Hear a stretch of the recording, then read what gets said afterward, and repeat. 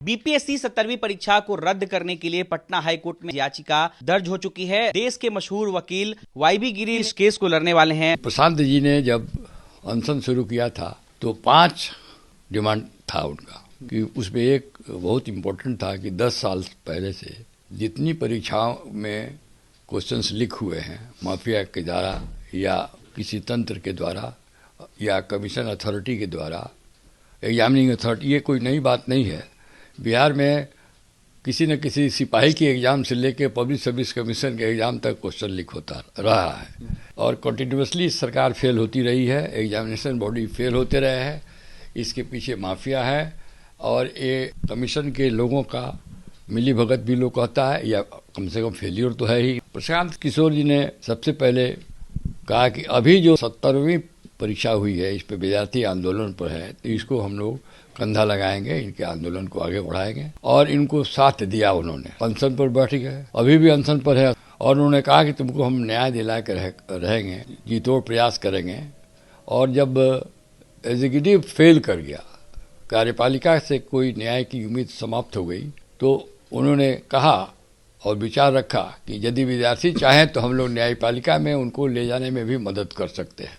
तो प्रशांत किशोर जी के इच्छा से या उनकी जो मंशा है विद्यार्थियों को मदद करने का, इस विचार से मैं और हमारा पूरा ये लीगल टीम मिलके और इसमें विद्यार्थी लोग आए, इन लोगों ने केस कहा और पॉइंट लाया और अपनी बात रखी और बताई, तो हम लोग को लगा कि नहीं, केस में दम है। हमको लगता है कि इतना बड़ा घोटाला हुआ है, इतना बड़ा इन्फॉर्मेटी, इलीगलिटी, अनफेयर मीन्स हुआ है, शायद चीफ मिनिस्टर को भी नहीं मालूम है। कौन कौन सी घोटाले की बात कर रहे हैं? जैसे पहला कि 2 दिन पहले 5000 विद्यार्थियों का सेंटर बदल दिया गया।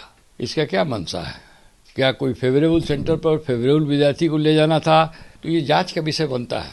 दूसरा, ये ट्विटर पर 13 तारीख को पूरे बिहार में क्वेश्चन लीक हो गया। 912 सेंटर पर ट्विटर पर लीक हो गया एयू, उसको भी 1 बजे इसकी सूचना मिल गई। लेकिन आयोग ने इस बात को नकार दिया है। उन्होंने कहा है कि पेपर लीक नहीं हुआ है किसी तरह। आयोग जांच क्यों नहीं कराती है? ये जांच का विषय है। आयोग पर क्यों जाते हैं? सरकार को जांच करानी चाहिए। आयोग तो खुद कल्प्रिट है, इन्वॉल्व है।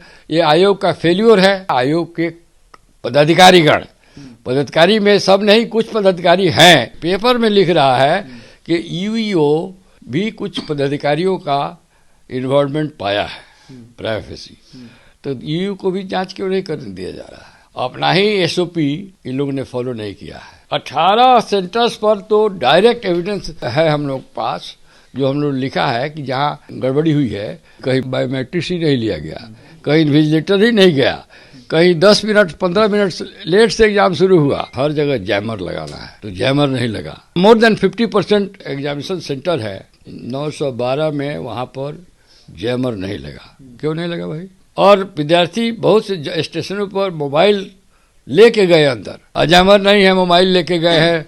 क्या समझ सकते हैं इसके पीछे? क्या क्या क्या अनफेयर मीन्स, इससे बड़ा क्या हो सकता है? एसओपी के अनुसार है कि जब बंडल ऑफ क्वेश्चन हो तो विद्यार्थी एग्जामिनी के सामने खोला जाएगा। तो बाबू सभागार में 173 ही सेट ऑफ क्वेश्चन आया इन प्लेस ऑफ 192। क्यों हुआ? बापू सभागार का सुपरिटेंडेंट का डेथ हो गया, तो रिपोर्ट किसने दिया? और वो डेथ कैसे हुआ? इतना प्रेशर में तो नहीं हो गया कि जो इतना बड़ा इलीगलिटी देखा, बेचारे प्रेशर में उससे during the course of examination he died. ये भी तो जांच के विषय है। हम तो चाहते हैं कि 10 वर्षों में जितने लोग इन्वॉल्व रहे हैं अनफेयर मीन्स में, क्वेश्चन लीकिंग में, जो माफिया इन्वॉल्व हुए हैं, इसके जांच के लिए एक सेपरेट जुडिशियल कमीशन बैठना चाहिए और जुडिशियल कमीशन इसकी जांच करे और देखे कि ये एग्जामिनेशन बॉडी बिहार में क्या किया है।